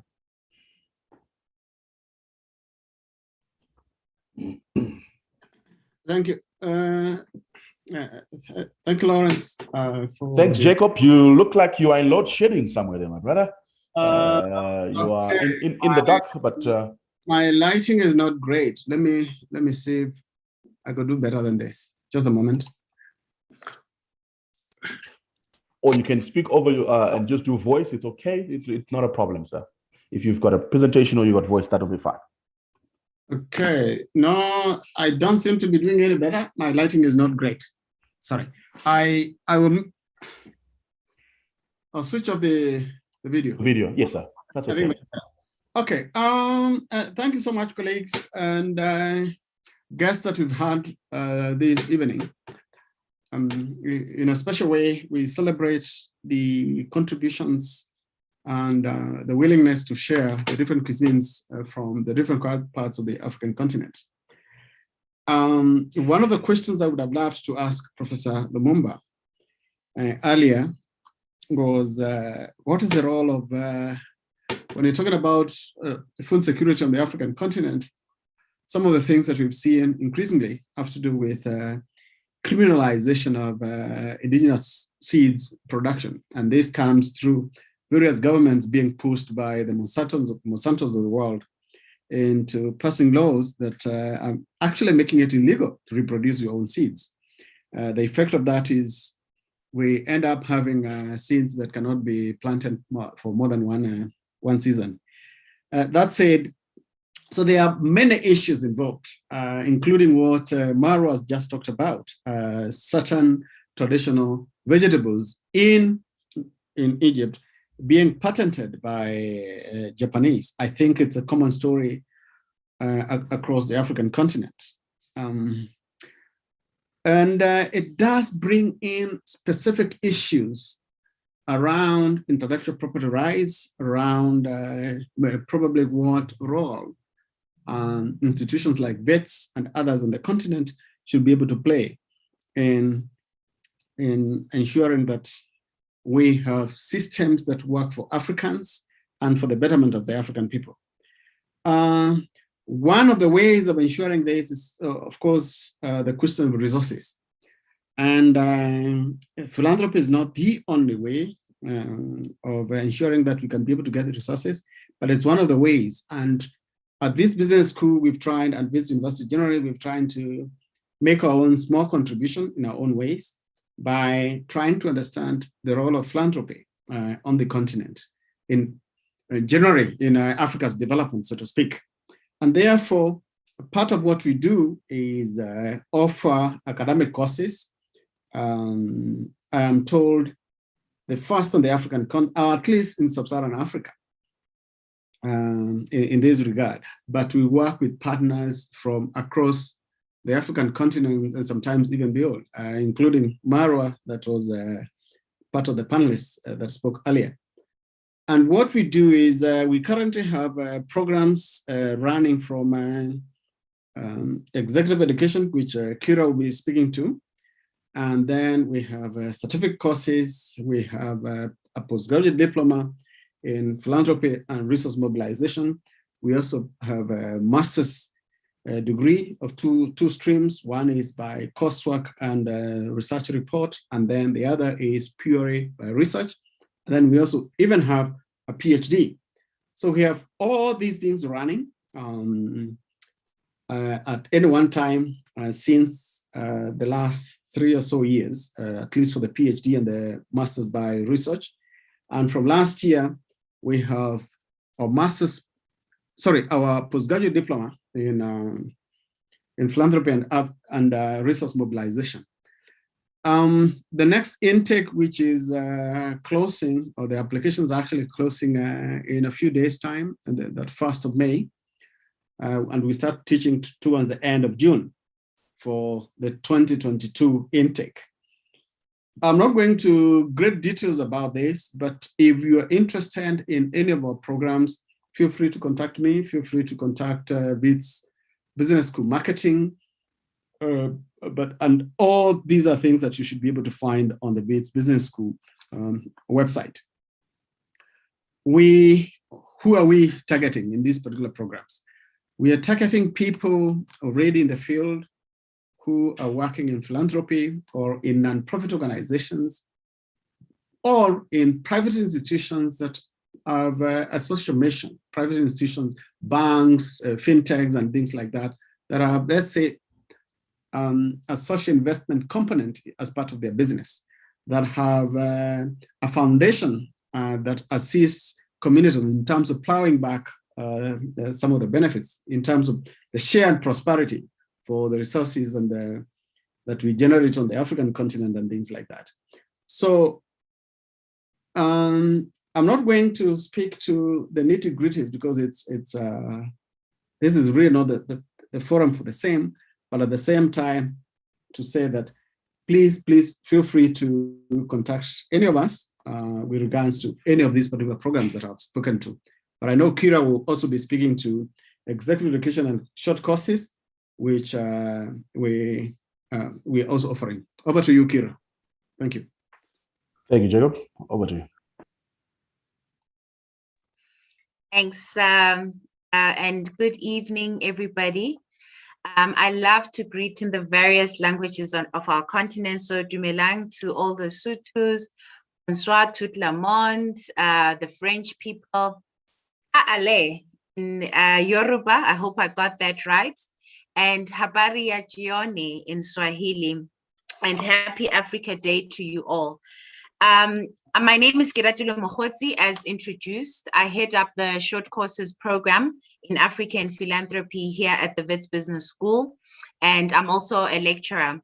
I'm actually quite happy to see some of my students here. Thank you for joining from the MBA program and from the PDM PRM program. We'll discuss this in class, and I hope you've earned some great learning from the session. It's very exciting to see all of you here and to witness the interest and passion that you all have for this continent. Just by being here, it shows your interest and passion for your home. It is up to us as a generation to promote these African foods that you have learned and African ways of doing things. Some of these recipes were known by our former ancestors. One thing I really regret in life is that my own grandmother passed away in 2018, and I never learned how to do umqombothi. So she was very good at that. So I'm doing my best now to make sure that we can learn some of these things now, and that's why we had this session. So in realizing that there's a lot of interest in African things and people like yourselves, we have launched philanthropy programs by Africans for Africans. Prof. Lumumba gave us a challenge in his talk. We need to walk the talk. The policies, the discussions, and all of that, agreements even have been had, and some of them are sitting in the shelf somewhere. So it's time for all of us to take action to see the reality of those goals. I wish to highlight that the action that needs to be taken is not the responsibility of your government. It's not the responsibility of IFC or private sectors organizations alone.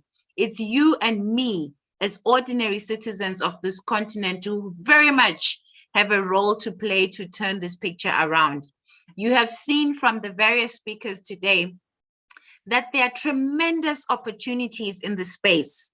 It's both in agriculture, in retail, food and beverages, entrepreneurship opportunities for us to mass produce our own food and for us to be the experts of our food and our ways. Prof. Lumumba also mentioned that you'll be very surprised when you see the Chinese selling umqombothi or selling some of these recipes that the people have shown today. Let us not allow that to happen in our own watch. So to support aspiring Africans and those that have identified this opportunity, you want to put your hand up and be part of the change. We have provided short courses for you that you can use to empower yourself and to walk the talk, right? So through the executive education unit, we have 7 masterclasses that you can choose from in African philanthropy and 3 certificate courses where you can learn things like how to give and invest in the space, how to use philanthropy to support you, because sometimes you have the idea you just need the big guns to support you to do small scale farming or to get into retail, support young farmers, chefs, and entrepreneurs. So we're going to teach you all of that in our short courses without you investing too much of your time if you don't want to be a professor and all of that. So the 7 master classes, they range from understanding venture philanthropy, how to do things like impact investing and social investing in your communities, how to fundraise and mobilize resources for your projects. We have all of that ready for you to leverage from. The courses are only 2 days long. Yes, 48, not even 48 hours, 16 hours. So 2 working days long. It will cost you around $200 US, so 3,700 rands, which is around $200 US. And you'll receive a certificate as well from Wits University post completion. We also offer 6-week certificates, so those are a bit longer because they're more intense.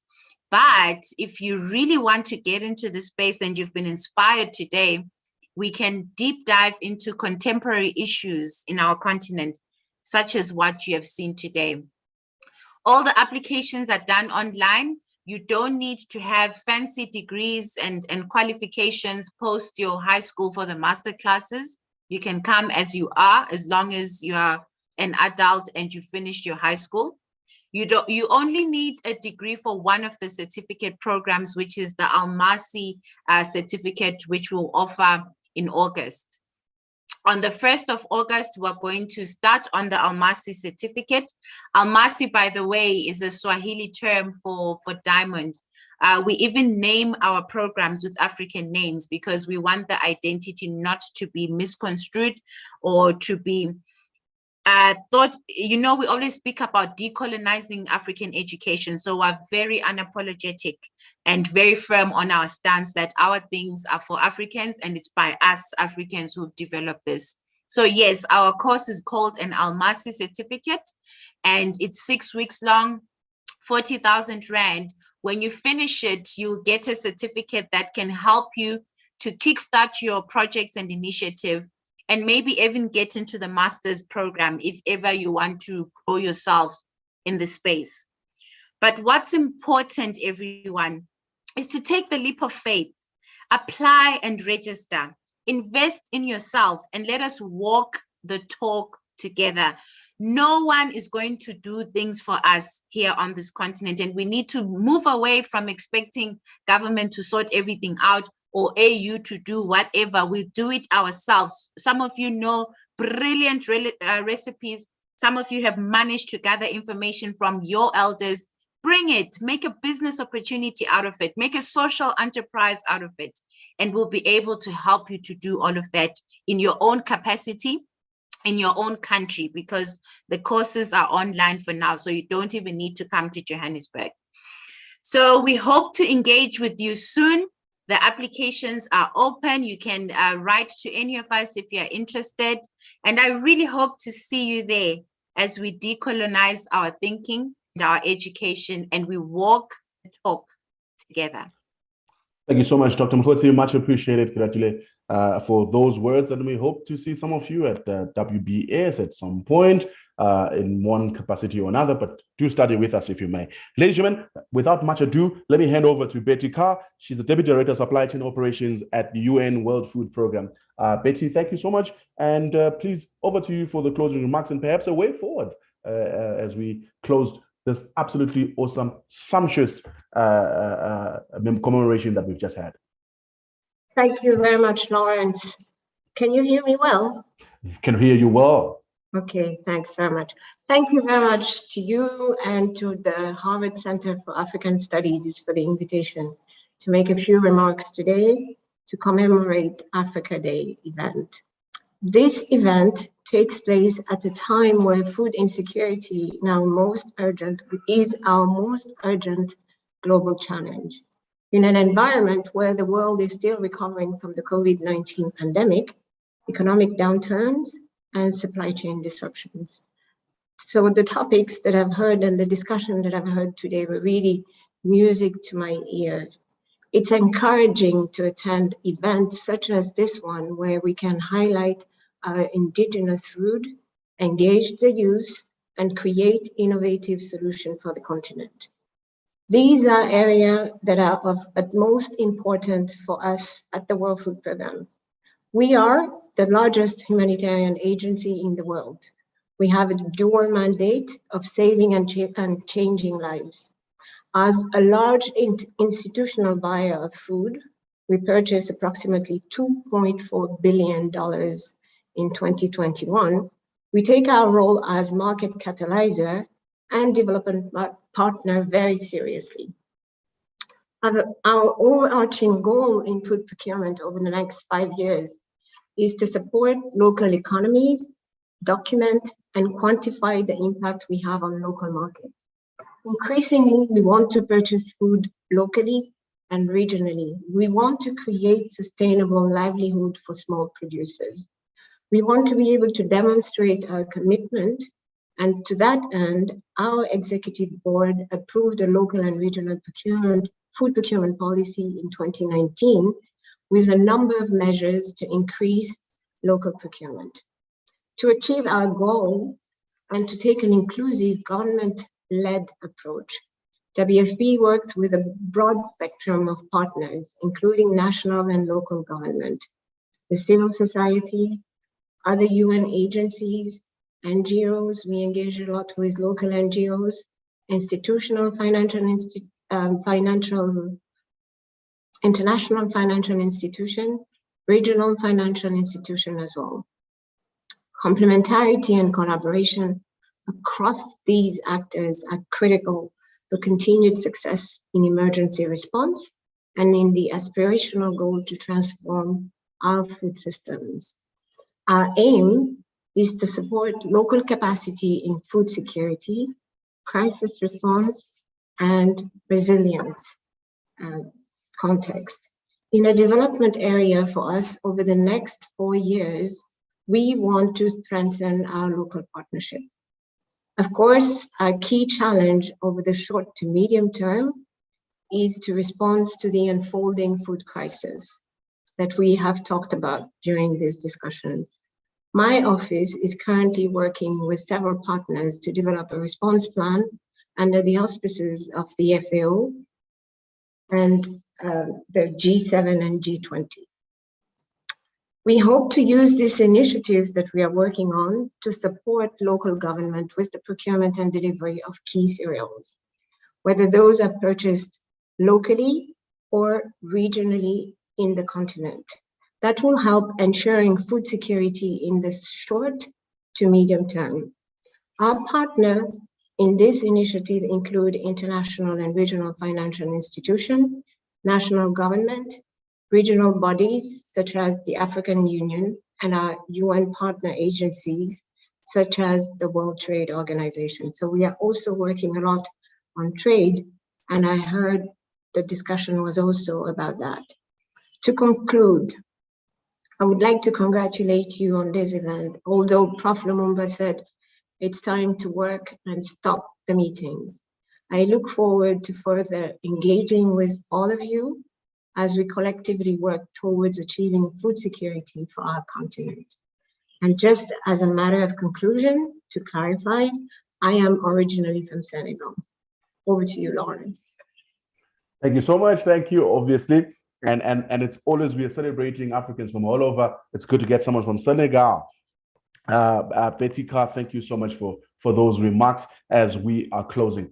Allow me, if I may, just to appreciate once again the World Food Program, UN World Food Program, Mandela Institute for Development Studies, MINDS, Harvard Center for African Studies, YASOF SADC Youth Forum, the Philanthropy Circuit in Nigeria, the IFC, Wits Business School, and of course, CAPSI, and all these people that have played such an extraordinary role to make tonight's and this afternoon's event extraordinary. A special thank you once again to Dr. Nkosana Moyo, with the note there also to acknowledge Mrs. Gracia Michelle from Minds, Adama Labare, thank you so much for gracing us today. Once again, Betty Carr, thank you so much from Wits Business School, of course, the speakers that have spoke, Dr. Kiratile Mohotsi, Professor Mati, thank you so much for your remarks. Absolutely appreciate it. It's been an intriguing afternoon and now almost evening. Thank you so much for everyone across Africa that joined us today. We hope that we'll see you again at another time when we're having such awesome celebrations. For now, please enjoy African cuisine and let's go back and start enjoying the things that we've enjoyed for many centuries and the foods that we have shared from one generation to another. And I hope that you'll be able to also speak to your own children about the great, healthy food in this time where we are celebrating African nutrition, African foods by Africans. Have yourself a lovely evening and a great day for those of you that still have a day ahead. My name is Lawrence Tulani Dube. It's been great hosting you. Have yourself an awesome day. Stay blessed. Thank you. Thank you. Bye, everybody.